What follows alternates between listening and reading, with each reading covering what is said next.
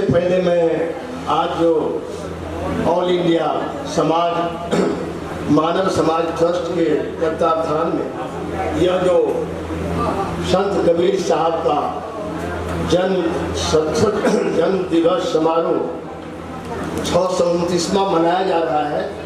इस समारोह के जो आयोजक मंडल है और मैं हीरालाल प्रधान जी, संत राजकुमार यादव जी, अब तो दास जी हो गए, संत हो गए तो फिर टाइटल खत्म हो गया। और जितने यहाँ हम देख रहे हैं संत जन, बुद्धिजीवी और प्रबुद्ध जन और कबीर साहब में विश्वास करने वाले सभी श्रद्धालु भाइयों सज्जनों, मंच को आपने मंचासीन हमारे हैं सूरज बाबू, आप सूरज मंडल जी, जो बहुत ही संघर्ष झारखंड से लेकर बिहार तक में 74 आंदोलन में एक ही था बिहार और झारखंड। उस समय भी आंदोलन में काफी भाग लेते थे। सामाजिक न्याय के प्रति कूट कूट कर उनके मन में भरा हुआ है। और इसके बगल में है संजय पासवान जी, जो भारत सरकार में भी मंत्री रहे हैं, और संजय बाबू बराबर दल की सीमाओं से ऊपर उठकर भी सामाजिक न्याय के लिए अपनी प्रतिबद्धता दिखाते रहे। मैं उनका भी इस मंच पर, चूंकि मैं कबीर परिवार का, चंद्रभान जी यहाँ बैठे हैं, यहाँ अभी रंजीत यादव जी, यहाँ दास जी थे, तो सबके तरफ से मैं उनका भी अभिनंदन करता हूँ, वंदन करता हूँ। और जो संत जन हैं मंच पर बैठे हुए, उनके प्रति मेरा नतमस्तक है, क्योंकि आप कम से कम याद तो कर रहे हैं, अब तो सब भूल रहे हैं। क्योंकि आज ऐसे वक्त ये कबीर जयंती समारोह हो रहा है हीरालाल बाबू, जब पूरे देश में दुनिया अस्थिर हालत में है। आज दुनिया अस्थिरता के दौर में गुजर रहा है। कोई देश जल रहा है, कोई देश सुलग रहा है, कोई देश धधक रहा है। ऐसा वक्त में कभी कबीर साहब का जयंती समारोह नहीं हुआ था। यह अद्भुत क्षण है, बहुत ही अद्भुत क्षण है। इस अद्भुत क्षण में कबीर साहब की जयंती मनाना, शांति और समाज के सुधार के लिए कुरीति और पाखंड के खिलाफ शंखनाद करना, इस संस्कृत एकेडमी में, दिल्ली संस्कृत एकेडमी के में आज हॉल सभागार में जो आप कह रहे हैं, मैं समझता हूँ आज भी संत कबीर साहब के विचारों की प्रासंगिकता है, उनके वाणी की प्रासंगिकता है, उनके उद्देली की प्रसन्नता है, क्योंकि प्रासंगिकता रिलेवेंस है। मैं इसीलिए इस बात को कह रहा हूँ कि कबीर साहब कभी हिमालय के गुफाओं में जा करके तपस्या नहीं किए, न साधना किए, कभी नहीं गए पहाड़ों के गुफाओं में। कबीर साहब समाज के बीच में रहकर इतने बड़े सामाजिक सरोकार के संत, इतने बड़े अनूठा संत, इतने बड़े प्रकृतिवादी संत बिरले मिलते हैं। कबीर साहब का इतिहास की परंपरा, विशाल परंपरा। यहाँ वाल्मीकि जी बैठे थे, अभी मेरे दोस्त हैं यहाँ बैठे हुए, रैदास के हमको ले जाते रहते हैं कभी कभी दिल्ली में। रैदास जयंती पर जब मैं मिनिस्टर था तब भी इनके घर गया था। ये वाल्मीकि यहाँ बैठा हुआ है। कबीर साहब का इतिहास, तो लंबी परंपरा की बात मैं करूँगा बाद में। पहले मैं ये कहना चाहता हूँ, कबीर साहब संतों के सरताज भी थे। कबीर साहब को जागन हारा कहा गया, क्यों? हम सब लोगों को जगाते थे। वो समाज की कुरीति के खिलाफ, समाज के पाखंड के खिलाफ, समाज में अलग जगाने का काम निरंतर करते रहे।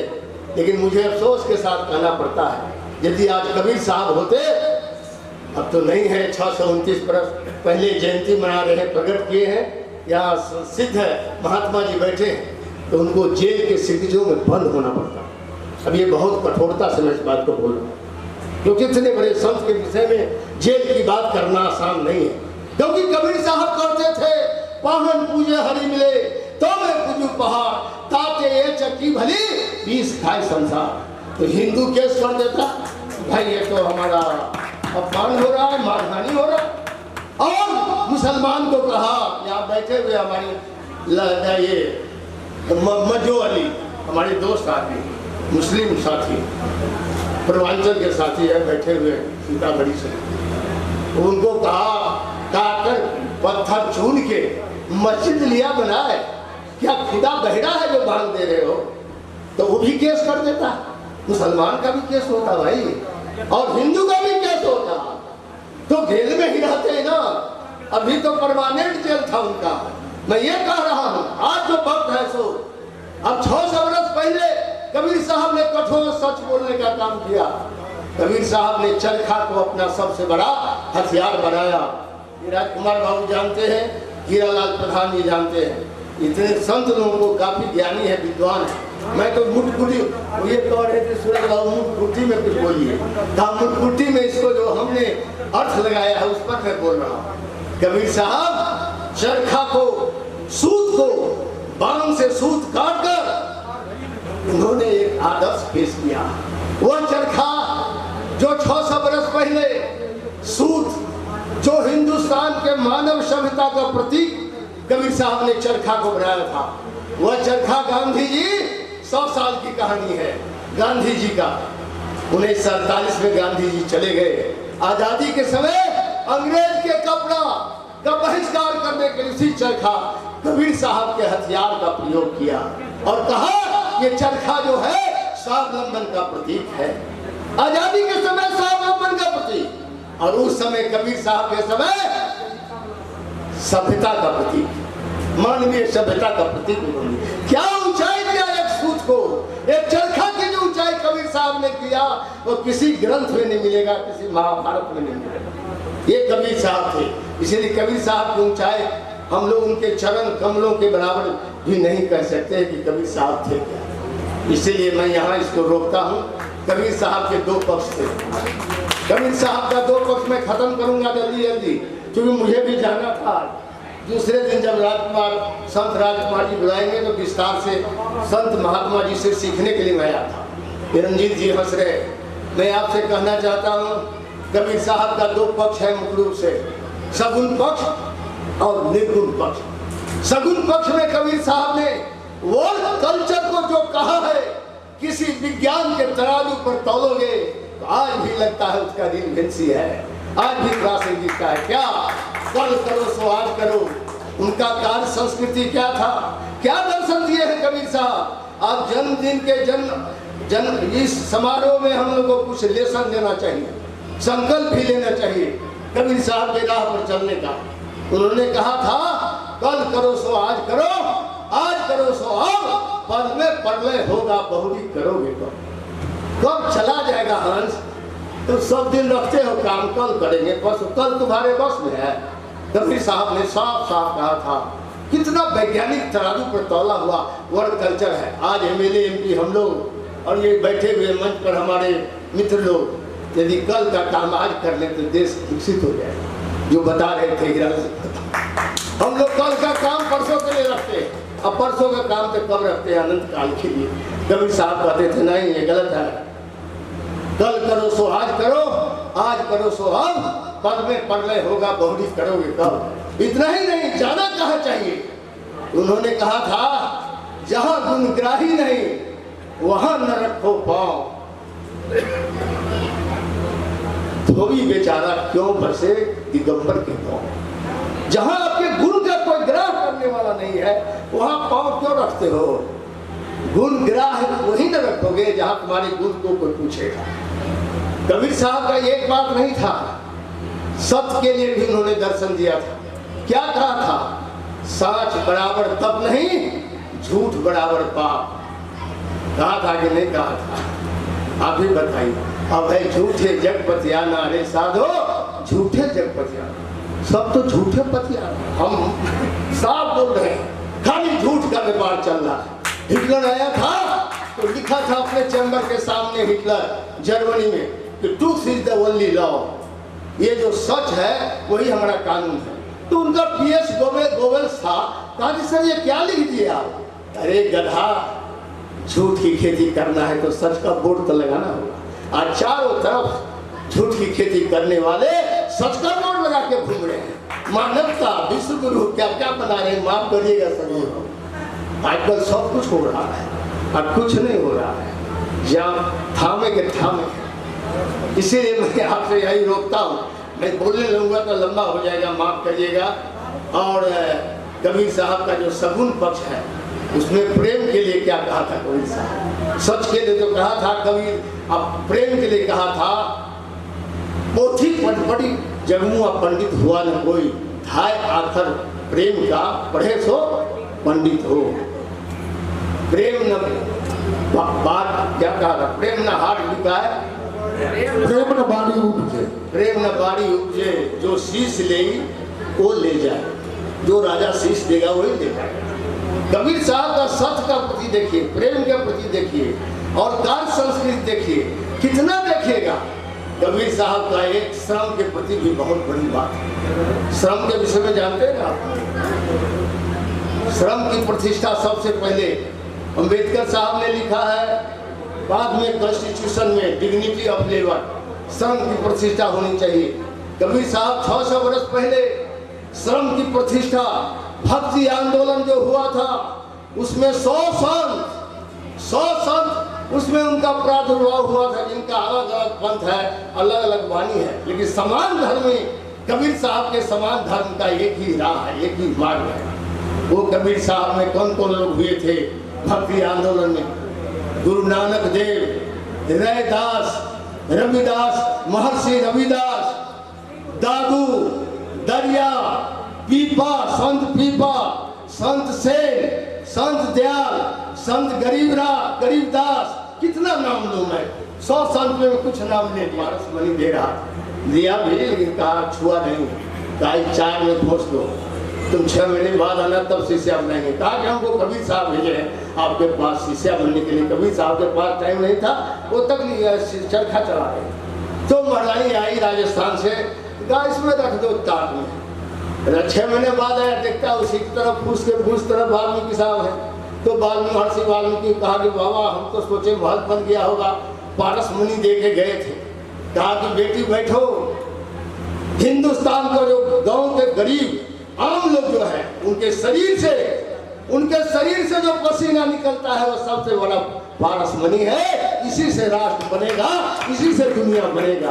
तुम्हारा पारस मणि तो केवल राजा महाराजा महारानी के पास रहता है। यह जो पारस मणि है, श्रम की प्रतिष्ठा को जो ऊंचाई महर्षि वाल्मीकि ने दिया है, वो बिरले है, उदाहरण नहीं मिलेगा। मैं इसलिए इसको रोक देता हूँ तो लंबा हो जाएगा। तो सगुन कह दिया हूँ कि दूसरा दिन आइएगा तो पूरा सगुन पर लंबा कहूँगा। अब मैं लास्ट मेरा चैप्टर है निर्गुण मैंने कुछ जानता हूँ कि यहाँ एक से एक संत विद्वान बैठे हुए हैं। जब निर्गुण पर बोलने लगेंगे तो कितना लोग अंतर चक्षु हो जाइएगा, क्योंकि निर्गुण का मतलब है साइंस। हम साइंस के विद्यार्थी रहे, हमने कुचालक और सुचालक पढ़ा है, गुड कंडक्टर और बैड कंडक्टर। गुड कंडक्टर है जाति, धर्म, भाषा, क्षेत्र, और बैड कंडक्टर है महंगाई, बेरोजगारी, ये जो समानता, एकता। कबीर साहब का क्या था? एकता, समानता, समता, भाईचारा, बंधुत्व, यही ना संदेश है कबीर साहब का। विश्व बंधुत्व, यही तो है संदेश। इस संदेश है बैड कंडक्टर, ये गुड कंडक्टर नहीं है। जितना हम लोग मीटिंग कर ले फैलेगा नहीं। एक बार दंगा हो जाती है पूरा दुनिया में फैल जाएगा। एक बार धर्म का दंगा हो जाए पूरी दुनिया में फैल जाता है। इसको गुड कंडक्टर करते हैं, ट्रांसमिट हो जाता है। तो मैं अंत में निर्गुण पर बोल रहा था, छोड़िए इसको, रोकिए। अब निर्गुण को मैं कहता हूँ, कबीर साहब ने सबसे पहले कहा था,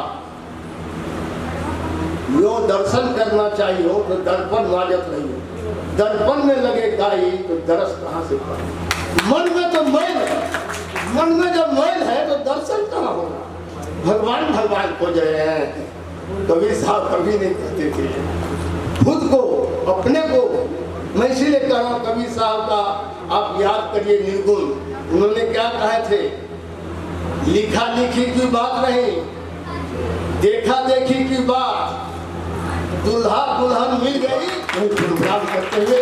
और सब आने वाले जितने लोग हमारे दिल्ली प्रदेश के भी कुछ लोग मिलना चाहते हैं, जैसा रंजीत कह रहा था, हम उनसे मिलेंगे। और आप सब लोगों को मैं बधाई और धन्यवाद देना चाहता हूँ। इसमें आकर आपने भाग लिया। कुछ सत्कर्म में भी टाइम दीजिए। ज्ञान से खराबी नहीं मिलेगी, अज्ञान से खुद सुखी मिलेगी। पैसा से लगता है कि पैसा से आपको सहूलियत मिल सकता है, सुख तो मिलेगा ज्ञान से, पैसा से केवल सहूलियत मिलेगा, सुविधा मिल सकता है, लेकिन जब तक ज्ञान नहीं होगा सुख नहीं होगा। क्योंकि कबीर साहब कहा था, एक लास्ट सुना देते हैं अंत में। उन्होंने क्या सांसारिक जो सांसारिक विकृति विमुक्ति उन्होंने दिखाया था, उसमें क्या कहा था, संसार में जो लोग हैं खावे और रोवे, और तुलसी कबीर साहब का कहना था, दुखिया दास कबीर है जो जागे और रोए। समूचे दुनिया का कष्ट लेकर कबीर साहब आए थे, और हम लोग केवल खाते हैं और सोते हैं, इससे कुछ नहीं होगा। कुछ सभी कबीर साहब के विचार को भी अंगीकार करने का सपना लीजिए, तभी सुखी रहिएगा। कितना कमा लीजिएगा सुखी नहीं रहिएगा। आज ही कमाए हैं, फिर करोड़पति बनने का मन होगा, फिर होगा कि नहीं हम सबको बना दें। इसी दुख में टेंशन में मर जाइएगा। जीवन किसी का नहीं है, मरिए तो लगे कि दुनिया से चला गया, सब लोग आपके लिए दुखी हो जाए। और जब आइए तो धमाका के साथ आइए, जीवन को जीवन की तरह जिए, सही रास्ता को अपनाइए, मानवता के लिए जिए, यही और न्याय के लिए जिए, समाज के अंतिम आदमी के लिए जिए। इसीलिए हमने 2 रुपये किलो गेहूँ 3 रुपये चावल का प्रोजेक्ट भारत सरकार ने मंजूर कर दिया था लाल का, इसी उद्देश्य के लिए, समाज के अंतिम आदमी के लिए। जब कलम में ताकत आवे, ताकत को विकेंद्रीकरण कर दीजिए, डिसेंट्रलाइज कर दीजिए पावर को पास में मत रख लीजिए। मैं इन्हीं शब्दों के साथ अपनी बात को समाप्त करते हुए आप सब लोगों से मैं निवेदन करता हूँ कि कबीर साहब के विचार को मनन कीजिए। हमारी बात को मत मान लेना, जितनी बात मैं कहा हूँ, लेकिन कबीर साहब के बात को जरूर विचार करना। इन्हीं शब्दों के साथ मैं